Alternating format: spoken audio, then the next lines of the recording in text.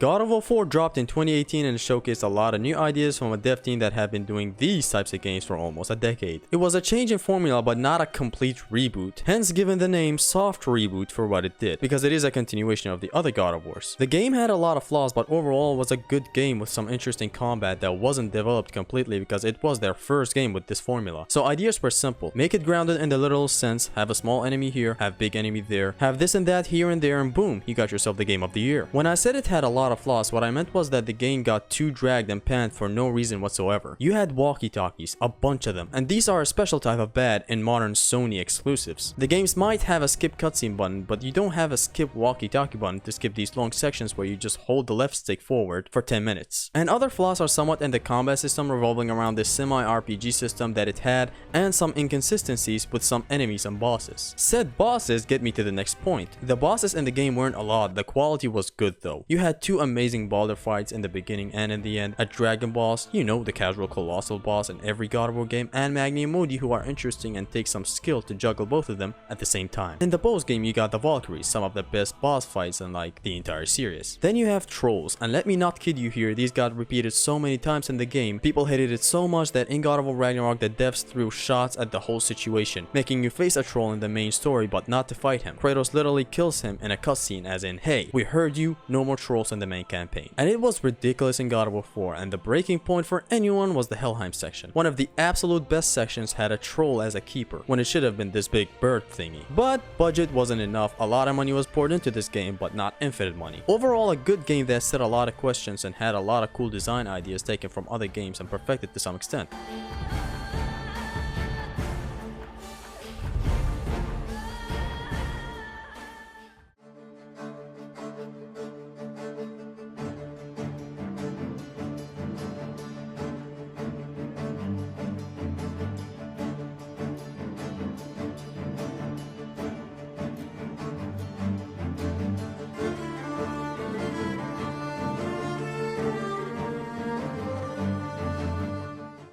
Now to get to the title of the video, the job of a sequel, God of War Ragnarok. Again, I wanted to make it clear, this is gonna be spoiling everything about the game, yes, even post-game stuff, so watch out. God of War Ragnarok is everything I just talked about, but bigger, faster, greater, more stakes, more questions, more action, more emotions, more characters, more enemies, more bosses, more everything you can think of. Yes, even the bad stuff are more here. I'm not gonna be going through the bad stuff right now, I'm gonna save them for nearly the end of the video or before we reach the end of the video. Let's leave the bad stuff to the side. God of War Ragnarok is everything God of War 4 did, but better. While Kratos had this menacing look dwarfing Baldur and looking down on him, in here Kratos is the nail and Thor is the hammer. Thor gets you back to the old days where nearly everyone Kratos faced was bigger than him in physique. He dwarfs Kratos and asserts his menace the moment he stands in front of Kratos. Let's leave that to the side now. While you had Zeus solving stuff with power and lust for blood, but also strategy and being smart. I mean, he made Kratos pour all his godly energy into the Blade of Olympus just to kill him minutes after. He is smart, but that's not his strong point, unlike the old fucker. Odin takes a different approach, being this charismatic son of a bitch that was talked about a lot in the other game. Smart does not want to fight, not only because he's a pussy, but also because he's smart, you see. The moment Thor gets inside, Hugin and Munin, the two ravens of Odin that Odin can see through, start investigating the place. It's so subtle, but you can see it in the background. They're searching for Mimir. That's how Odin knew Mimir was there. I know you're in here somewhere, you silver-tongued little shit. He's deceitful. He lies. He always wants to know what comes next. He lies. He always has a way around something, and he is abusive to his work partners and uses everyone and everything around him. Now let's talk about the twist with Odin being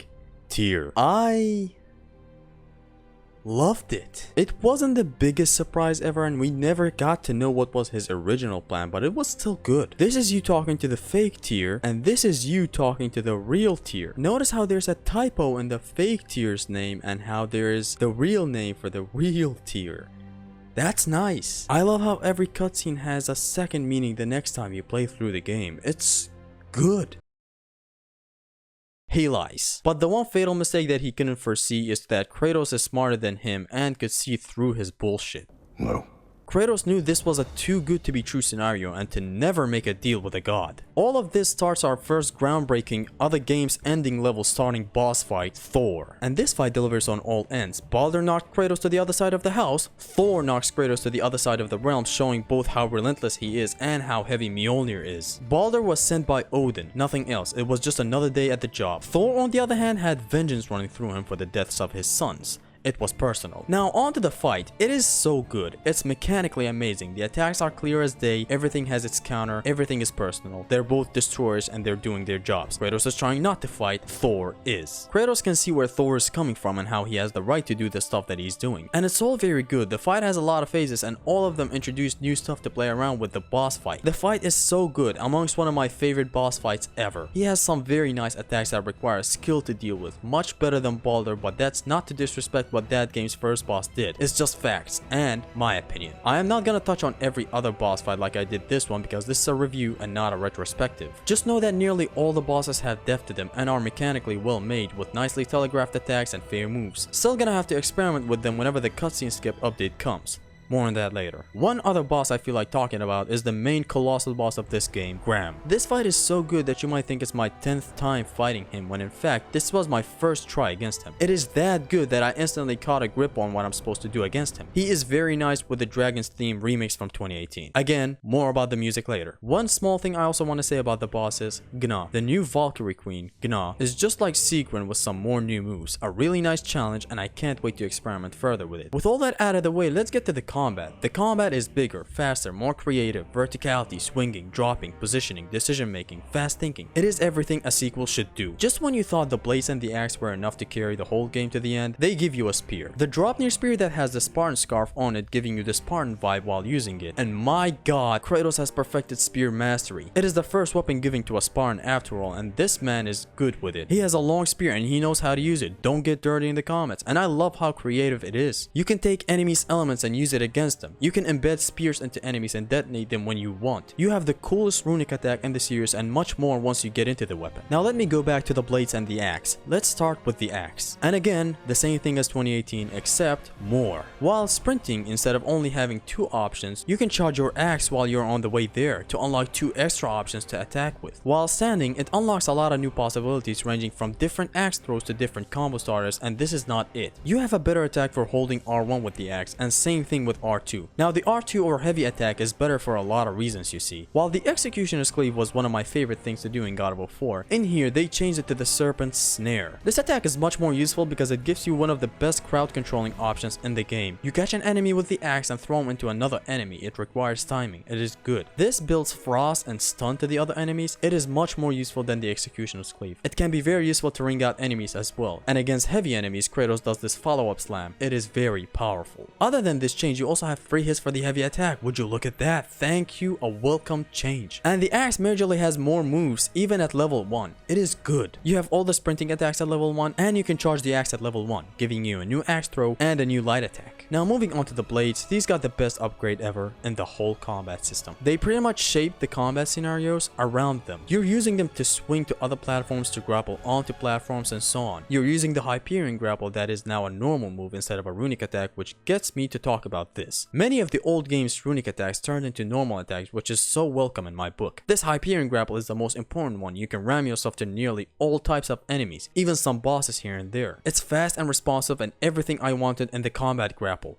Thank you. Next up, they fixed another issue the other game had. RPG tower defense moves are no longer prevalent in this game. Aiming and pressing R2 does not do a useless sweep attack. It does the explosion attack that has new stuff for it as well. You can hold R2 for more damage. You can destroy a crowd with it. See? Options. Even for this split second of yanking an enemy, you have options to choose. Press R1 for this amazing get over here move that launches the enemy, setting him up for disaster. Or hold R1 to ram yourself into him and the crowd. Press R2 for a quick detonation. Hold it to destroy everyone with the stronger version of the attack. It's that good. You have the utilization of the triangle button while having the weapon in hand. A button that was useless is now being used to great effect. Useful attacks that either deal great damage, great stun, or control the crowd for you, both for the blades and the axe. And both of these weapons can be upgraded to the point where you can activate the full charge completely if you time it right. This game, as I said near the start, everything God of War 4 did but better and bigger. Now that finally gets me to the barehanded mode, and it is lacking nearly 70% of the attacks it had in God of War 4. But but with good reasons. You have a spear that you can throw infinite amount of, just like Ghost of Sparta's spear. You can use it in the most useful ways possible. Got some enemies who hold Bifrost in them? Take their Bifrost and flip the whole script on them. They'll not know what hit them. Want to get a quick shot at something without having to recall? Do it instantly and start dodging all you want. It is much better than a good barehanded mode, but the barehanded mode still has some stuff to it. You still at least have sprinting attacks, both light and heavy. You have a fast light starter. I do kinda wish we had hold attacks, but I'm fine with it. This is good, because we have an amazing spear. Moving on, the rage mode. This one has 3 modes in here. You have a fury mode, which is the basic rage mode from the predecessor. You have Valor that heals you a little when you use it, and my favorite, Wrath, that does a special attack with the weapon you have in hand. The attack does amazing area of effect damage, and if the enemy is heavy, then Kratos does some different attack. You have drop attacks. If you're falling from somewhere or you just swung to a place,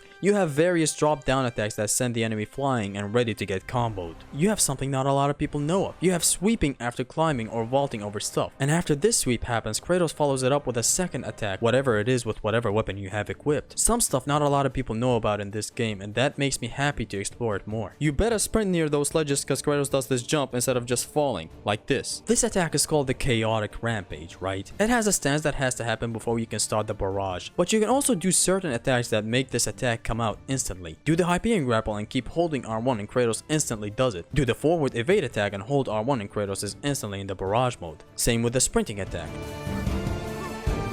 And same with the sprinting heavy attack.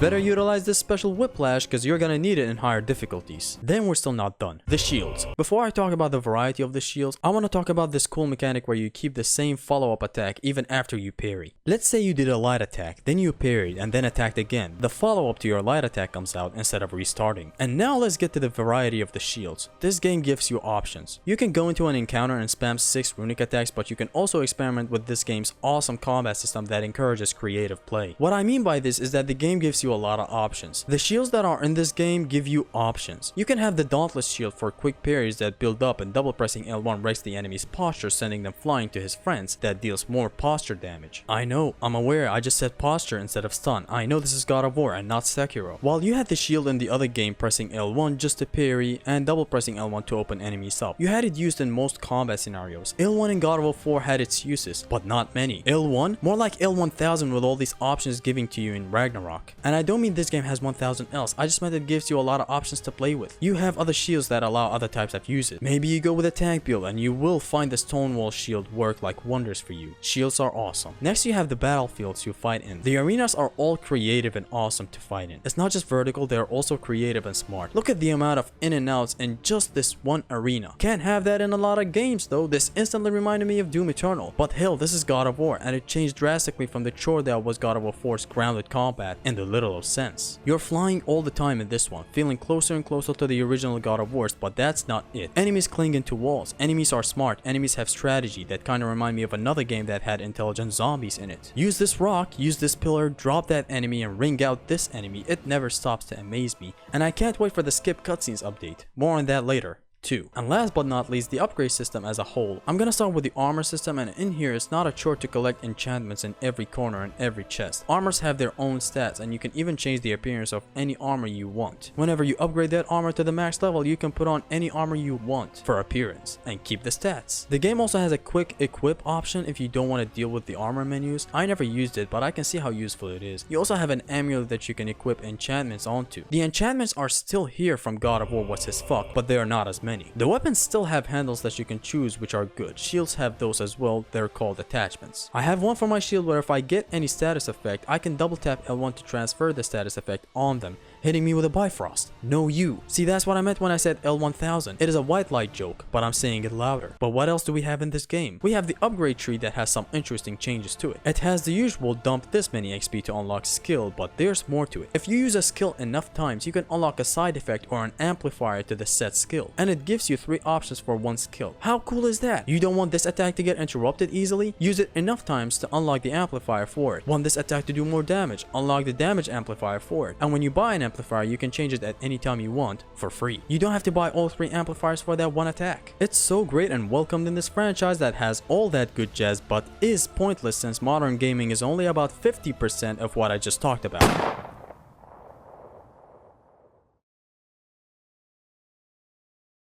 I hate what gaming has become. We're entering the bad things territory and prepare to get pissed at me or to agree and move along with me. Let me explain how the old games used to catch your attention in silent spots where gameplay is not concerned and maybe you're doing a puzzle. Here's me doing a puzzle in God of War 2.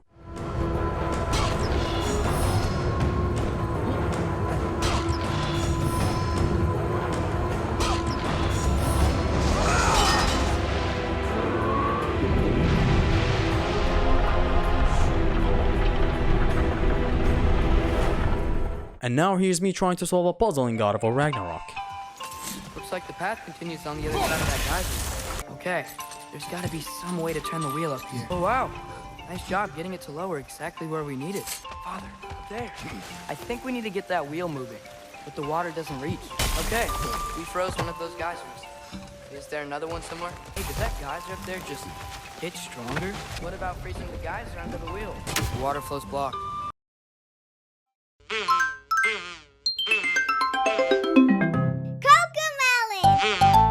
You know what this sounds like? Here's what I can imagine. My god, this puzzle for this formula, this is so creative. It's great, honestly, I love it. It is gonna get people thinking a little to solve puzzles and stuff. It's awesome, keep it in the game. It's very, very good. Thank you, whoever designed that. Yeah, this game is gonna sell the PS5 for us. And there are a lot of people anticipating this game, so I want my grandma to be able to beat this puzzle if possible. But sir, your grandma cannot beat the puzzle. This is literally meant to be a hard puzzle where people have to think and they have to be given some time until, like, I don't know, they have to solve a puzzle, sir. I think you misunderstood me. I want this puzzle solved by my grandma when the game drops. Understand? Okay. Guys, make Mimir talk every 5 seconds. Hell, make Atreus talk as well. Shit, make Freya talk as well. Let all three of them tell me how to solve the puzzle, okay? Because, yeah, and don't bother with difficulties, y'all. This guy's grandmother wants to beat the game, even on the hardest difficulty, so don't even bother with removing all the dialogue while on the harder difficulties. Just let the puzzles how they breathe, and we really want everyone to solve these puzzles. We can't afford losing anyone while playing the game. Good. Make the characters talk to themselves so that we don't lose the player's attention. Fuck, bro, they're not Peter Parker, what? I guess you misunderstood me. Okay, chill. This game's gonna be beatable by your grandma. Chill. The easiest difficulty is gonna be called Give Me a Story. It seems nowadays devs are so scared to the point where they're no longer sure they will keep your attention. 5 seconds pass and you still haven't figured out this puzzle, you peasant? Boom! Here's a very clear hint on what to do. You know, they could have added a button that tells me the hint when I'm very desperate, but no, you are forced to get the answers. You are walking by yourself as this little shit. Boom! Make him turn into Peter Parker, cracking jokes for himself and to himself all of a sudden. Is that Freya? Am I wearing this around my neck? The arrow tip that killed your son? That's a great question. I'm so dead. Where the old games used to give you awesome slapping Sonic songs in the background that put you in awe for the architecture that you're in, captures you in the moment and gets you thinking on how to solve this puzzle. You might be only sliding this box around, but the music that is playing in here is capturing you completely.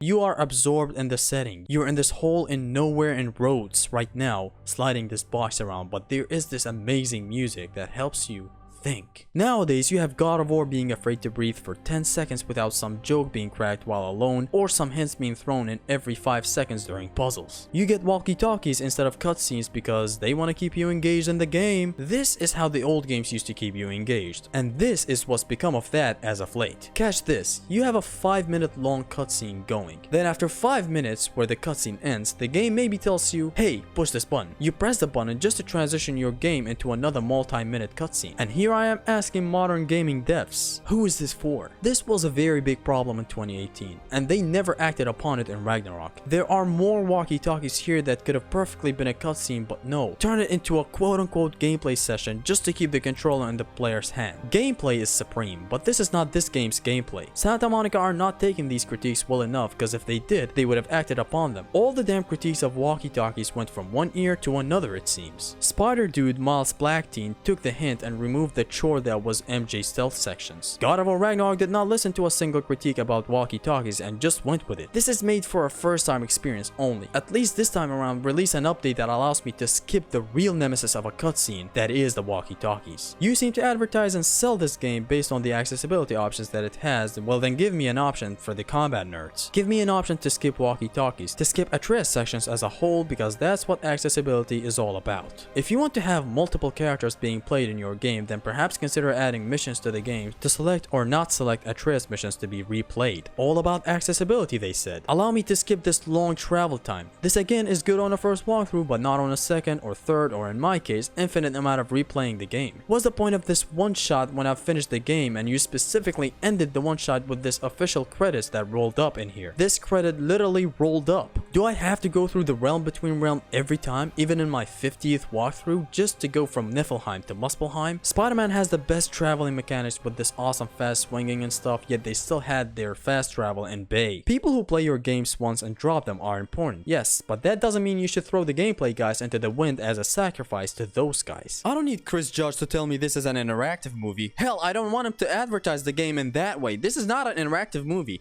This is a game. Yes, story is important. Yes, showcase of awesome graphics is also important. But what's the most important part that got the most development time and effort put into it? The gameplay. So let the gameplay shine first, then your stupid story. Gameplay is everything in a game. The most important thing in a game, and I can't believe I have to say this to a studio who has been making all these awesome games that showcase nothing but gameplay before, but now is feeding to the new formula that everything is being released in. Saying that you're open to criticism and then not acting upon it completely disproves your first argument, and I say that with all due disrespect. What's the point of this amazing combat system when it only represents 50% of the game? You have 8 hours of cutscenes that some of them might be skippable. I suspect 3 more hours per character's talk in game and you can skip it. And let me throw in another bet, 3 hours of characters walking to a place with nothing happening but holding the stick forward. That should give you 11 hours of unplayable combat and amazing puzzles, I guess, don't you think? Me being critical of this aspect is only fair given how much I and the others critique God of War 2018 for all this crap. I can't believe I have to fix the game for myself with manual saves again. I can't believe I have to be the one to do it. And you bet your ass I'm gonna skip those Atreus sections that drag the hell out with my manual saves whenever the New Game Plus mode that didn't ship with the game drops. Alright, we're gonna press start, we're gonna press save, we're gonna save right here. Manual save 8 is gonna be after the first Atreus section. And let's save here as well because we're done now. Yeah, we good. So manual save 8 is every time I play the game I'm gonna load up this manual save when I reach the Atreus section, so that I don't have to go through this long ass Atreus section. This is good. This is good. Let's continue.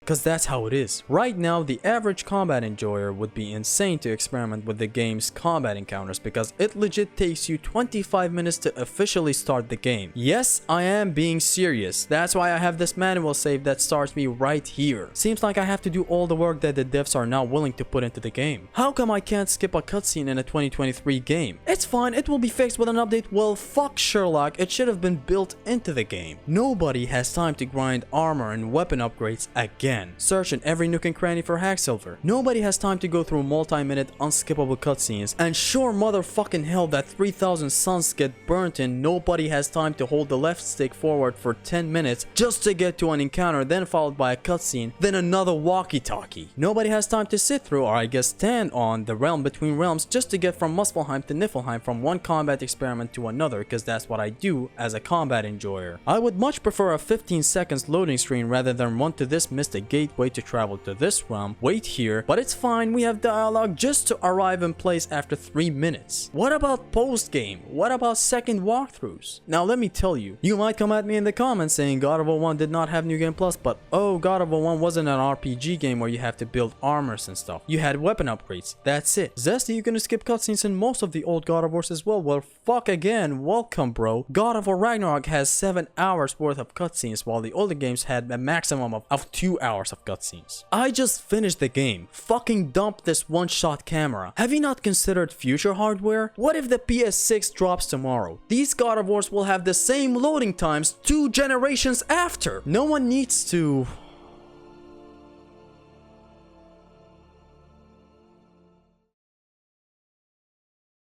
This video turned into a roller coaster of emotions, but my critiques are still not done. I have some minor ones right now. What do the kids call it? Oh yes, mid stuff in the game. Starting with something that's gonna catch you off guard. The music. Hear me out, please, do not strangle me. The music in this game is magnificent. I mean, it's playing in the background right now. I have a lot of old-time favorites, but they just seem to not slap while in game. You for some reason can't hear them except for maybe Graham's theme. And here I'm talking mid-fight themes and not the amazing, awesome, spectacular Ragnarok theme that plays here and there. He stomps away, followed closely by Freya. I enjoyed your story, Kratos. Pity it has to end so soon.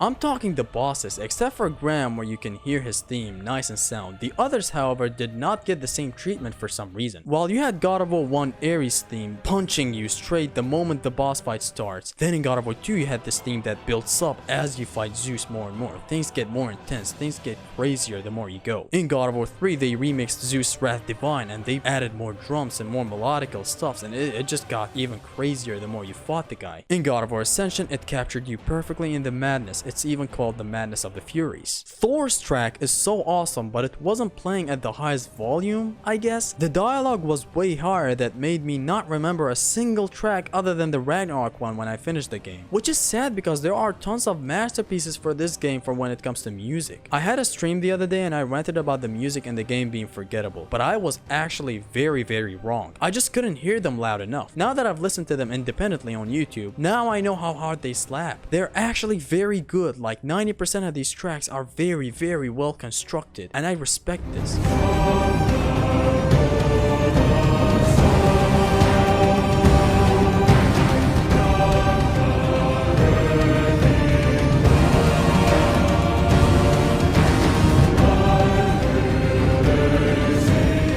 But they weren't playing to the highest volume in the game for some reason. They were favoring the dialogue. Other gripes I have are simple. Some enemy bugs here and there, 1 or 2 gripes about the story, which actually gets me right to them now. The story was really awesome, but I hated how they never answered a lot of questions. For example, yes, I still need to hear it clearly. How the hell did Kratos get here? The novel did nothing for me. Did he go to another planet or what? Answers please, especially for how much they mentioned the old games in this one. They still haven't answered that exact question everyone has. Another thing is, who blew the horn? Did they forget one of the most important questions that was built in 2018? Where's the answer though? Now with all the bad shit out of the way, I want to say I love this game and I want it fixed. This was my initial review of the game when I uploaded the last part of the channel. Let me put this last part as simple as I can, as brief as I can. The game has an awesome story that has a lot of stakes and is fun. Kratos is not being moved with the story. He is moving the story forward from time to time. Hell, he becomes the general leading the Ragnarok army in the apocalypse of Asgard. Good that he's the one getting some ideas and acting upon them somehow, and that makes it better than 2018 where the game was making him move forward. He's also showing a lot more emotions and care, and he has grown out of the whole I am not gonna talk as on board shtick with the old game. Thank you. He actually talks more here, and I love how he treats everyone fairly and admits he was wrong in that one scene with Atreus. I was wrong, Atreus. I was wrong. Open your heart. Open your heart to their suffering. Speaking of Loki, Atreus is a nice character. I love his development in the story. He wants to prove himself and to do right by everyone around him. Is reckless like his father, but hey, still has good intentions. Wonder where I learned that. That's quite enough. He's really funny, and I love how he handles this whole part of the bar fight with Thor. Which gets me to Thor. I love his character as well. He's blinded and destroyed by trauma of his childhood. These couple of lines from Odin alone capture how Thor's childhood was. You don't talk. You don't think. I think. You kill. It's a simple fucking concept. And that wasn't even it. Thor's whole family fell apart because of the old fucker. It's not to the point of sympathizing with him, but you at least understand his drinking and killing problems. Odin is the reason behind all of his trauma. Speaking of the old sucker, he's also great. Odin lies constantly, deceives constantly, and there's nothing but evil in there. He looms around our characters the entire time, and the only one who noticed was Brock. Replaying the game and watching the scenes and seeing how Tyr was so surprised with Groa's shrines being fake tells you a lot about Odin and how he was there the entire time. The only one who noticed something suspect about him was Brock at the end. Brock did catch how suspect Tyr was being, and honestly nothing else I can say about Brock. Legit turned into one of my favorite characters in the franchise. His Viking attitude is amazing. How he talks and acts garners Kratos' respect of all people. It needs the blessing of a great blacksmith. From the way he felt near the Draupnir spear section all the way until he dies, nothing but greatness comes from his character. And Freya tried to heal him, but he did not need or want to be revived twice. Imagine the particles of his souls that he would have lost this time. That would have been horrible, so Freya stopped healing him. Speaking of the Queen of the Vanir, Freya, I cannot tell you how much I respect her. I respect everything about this character. By the endgame, she realizes how shit happened for a reason in the last game. She's hateful against Kratos, but gets along later on with him. Even becomes his companion at the end of the game. It's amazing the character development she goes through. Oh, and one more thing I really wanted to put in this video.